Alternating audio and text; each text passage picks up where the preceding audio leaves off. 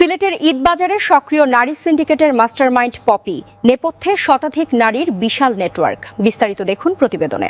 সিলেটের অপরাধ জগতে এক আতঙ্কের নাম পপি।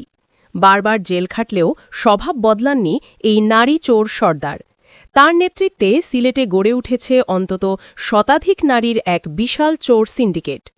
ঈদবাজারকে কেন্দ্র করে নগরীর অভিজাত মার্কেটে এই চক্রের তৎপরতা ভয়াবহভাবে বৃদ্ধি পেয়েছে। সংশ্লিষ্ট সূত্রে জানা গেছে, পপি সিন্ডিকেটের সদস্যরা সাধারণত বোরকা পরে সাধারণ ক্রেতা সেজে মার্কেটে প্রবেশ করে।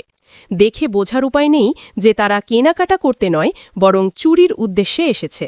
সুযোগ বুঝে তারা নারীদের ভ্যানিটি ব্যাগ কেটে মোবাইল ফোন, নগদ টাকা ও স্বর্ণালঙ্কার হাতিয়ে নেয়। এমনকি ছোটখাটো বহনযোগ্য দোকানের মালামালও বোরকার নিচে কৌশলে লুকিয়ে সটকে পড়ে তারা। অনুসন্ধানে জানা গেছে, চোর সর্দার পপির মূল বাড়ি হবিগঞ্জের লাখাই উপজেলার বামুরা গ্রামে।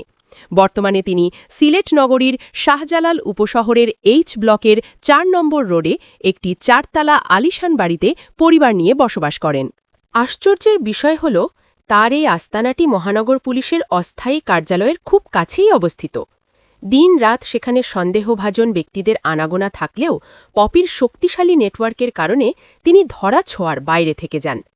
পপির বিরুদ্ধে মহানগরীর বিভিন্ন থানায় ২০ থেকে ২৫টি মামলা রয়েছে। চক্রের কোনো সদস্য ধরা পড়লে পপি নিজেই আদালত থেকে তাদের জামিনে ছাড়িয়ে নিয়ে আসেন। এই সিন্ডিকেটের অন্যতম সদস্যরা হলেন মালা, মনিরা, মেঘলা, নেহার, বেগম সহ আরও অনেকে। সর্বশেষ গত মঙ্গলবার ১৭ মার্চ রাতে এই সিন্ডিকেটের অন্যতম সদস্য মুনিরা বেগমকে গ্রেফতার করেছে কোতোয়ালি থানা পুলিশ। পুলিশ জানায়, ভাতালিয়া এলাকার বাসিন্দা শিরিন আলম হাসান মার্কেটে কেনাকাটা করতে গেলে তার ব্যাগ কেটে একটি মোবাইল ফোন চুরি হয়। অভিযোগের ভিত্তিতে অভিযান চালিয়ে মুনিরাকে চোরাই ফোনসহ আটক করা হয়। আটক মুনিরা সুনাটগঞ্জের দিরাই উপজেলার বাসিন্দা এবং বর্তমানে আখালিয়া এলাকায় বসবাস করে। সিলেট মহানগর পুলিশের উপকমিশনার মঞ্জুরুল আলম জানান, রমজান ও ঈদকে সামনে রেখে অপরাধ নিয়ন্ত্রণে পুলিশের একাধিক টিম মাঠে কাজ করছে।